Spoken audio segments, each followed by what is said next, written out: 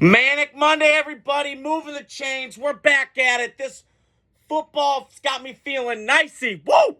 Let's go. And also, by the way, let me tell you something, brother.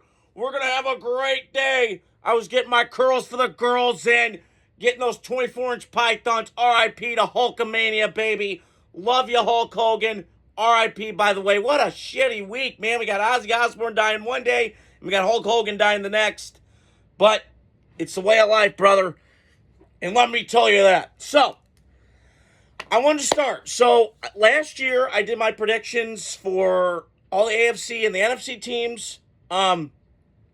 Pretty much the same to me in terms of who I think is going to win it. Each day, I'll kind of do a different division. I got the 8 in my order that I want to do it. So, today, I want to do the AFC East. But I wanted to start off with congratulations to Rashawn Slater, a stud Big Ten left tackle from my Uncle John's school, my dad's brother, Northwestern. Got a big contract. I got the news yesterday or Saturday, I believe.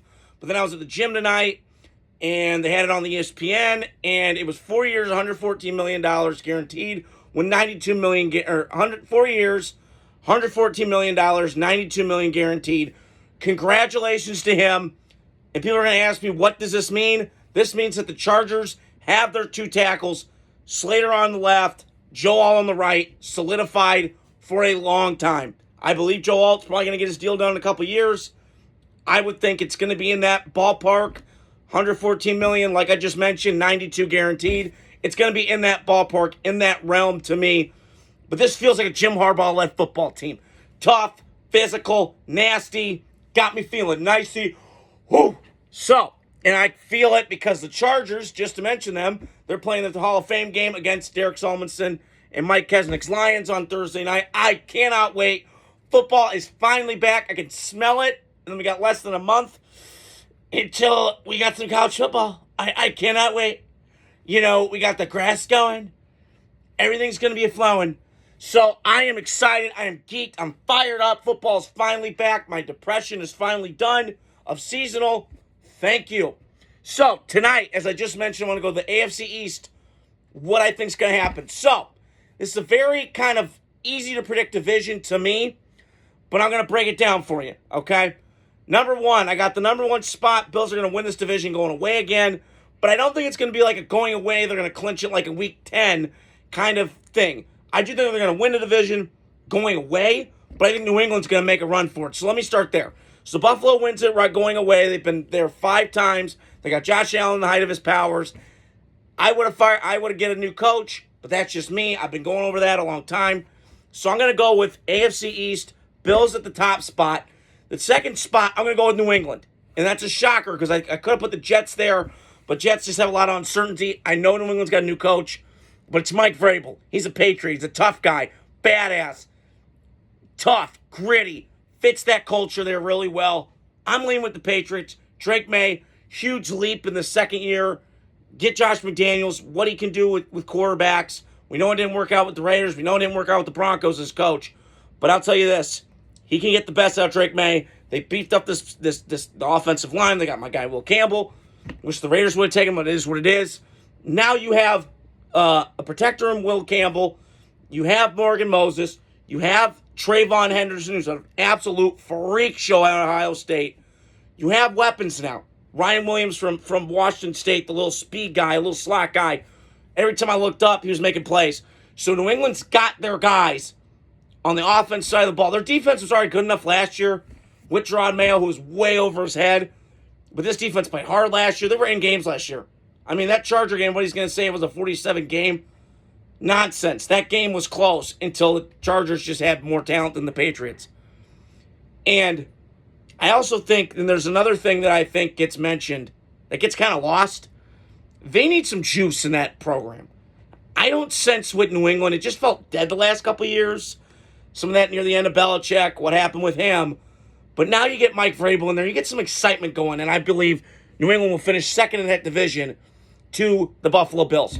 So it's just kind of tough for me because last year, if I'm looking at my notes here, I picked I had the Jets going second. Bad on my part. But this year, I'm going to flip it. I'm going to go Dolphins. I'm going to go Jets. I was trying to debate Jets, Dolphins, third, fourth spot. But I'm going to go with the Jets in this spot. I don't know about Justin Fields, the player. He is what he is at this point. 3 teams have moved on from him. There's kind of something, you kind of know what he is. But I'll say this. I like what Aaron Glenn's done. Got all the drama out of the building. This is a new, clean slate. Jets have been quiet. Usually that's not the case in New York. Usually the Giants are the ones that are quiet. Jets are the most noisy. But the Jets are kind of sitting in the corner now. They're not saying a lot. New regime. I like what Aaron Glenn's bringing. I kind of could tell what this team was going to be. It's going to be a Detroit Lions East. Trying to get that culture down. They got Penei Sewell, who could run block but couldn't pass protect well. Well, that's why they got Membu. And if the Mason Taylor can be whatever Sam Laporta was in Detroit, you're getting the same him. So you got Breece Hall there. You got Garrett Wilson locked up. Your defense is going to be much better. It was already good last year. Sauce Gardner had a down year, as I mentioned before. But I believe right now the Jets could go. I don't know if they're going to go to the playoffs and end this drought because they've been in it for 15 years. But they're going to be much better. And I have a gut feeling you're going to see the best out of Aaron Glenn's team. And they're going to play their ass off. And I'm going to go with the Jets third. And I'm going to go out on a limb and say this. I told my dad this, and he thought it was a little hyperbolic over the top. I don't buy it. I got the Dolphins finishing fourth. This is a weird team to me. I don't know what to make of them. You got Tua coming out, and, the Tyreek Hill, and that whole situation, a little weird to me. But I'm going to lean toward Miami's going to get one of the top 5 picks next year. Now, what they do with that, I don't know. But it feels like to me the coach is finding players, but the fine system doesn't work. And, they've won 20 games. When they had Brian Flores, they were tough on defense, shitty on offense. Now it's like reversed. Freaky Friday kind of stuff, right? It's like offense is great, defense sucks, and it's not tough enough. But what's funny and the ironic thing is, if you put Brian Flores in Mike McDaniel's offense and combine them, it's a great coach, right? So I don't know what to make of the Dolphins. I just think, listen, they have a great offense and their skill players are elite. I'm not disputing that. And when Tua and Tyreek and Jalen Waddle, they're on cylinders, it's awesome. But I feel like it got figured out a little bit last year. Because Mike McDaniel, what he's trying to sell is, hey, we're going to be the Niners East Coast version, but without any physicality. To me, they're like ice cream cake. It's just a bunch of empty calories. So, listen, I like Tua. I've compared him to a better version of Sam Bradford coming out of college. But to me, I just don't know. Tua's a great kid. And again, would I have paid him? No. Because he had all the injury concerns and all that. And I can't trust him in cold weather. But that's besides the point. He is good enough to be a starting quarterback in the football league. In the NFL. I'm not disputing it. But to me right now, I can't put any faith in Miami. I don't know what they're doing offensively. Defensively. What are they? I don't know.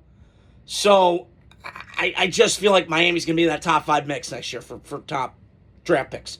So, that's all I want to touch on tonight. I hope you guys are doing well. And stay tuned throughout the week. I got some more content to post. Have a great night. Adios. Godspeed.